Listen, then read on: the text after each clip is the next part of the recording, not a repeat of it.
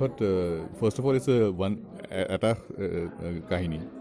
যদি কথানদী চাই পেলাই আকৌ কথানদী পাৰ্ট 2 চাবলৈ আহে তেনেহ'লে ডিসএপইণ্ট হ'ব এইখন টোটেলি বেলেগ ধৰণৰ চিনেমা এতিয়া আমি এখন চলচ্চিত্ৰ প্ৰস্তুত কৰিম এই ক্ষেত্ৰত প্ৰতিবন্ধকতা যিবিলাক আহিব সেইখিনি কেনেকৈ ফেচ কৰিব পাৰে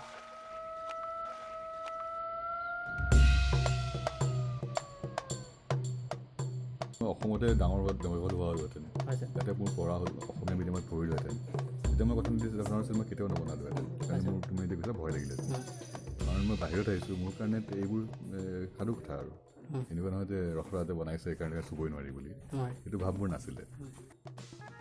অসমীয়া চলচ্চিত্ৰৰ এতিয়া ভাল দিন যিটো আহিছে ছাৰ এইটো থাকিব বুলি ভাবেনে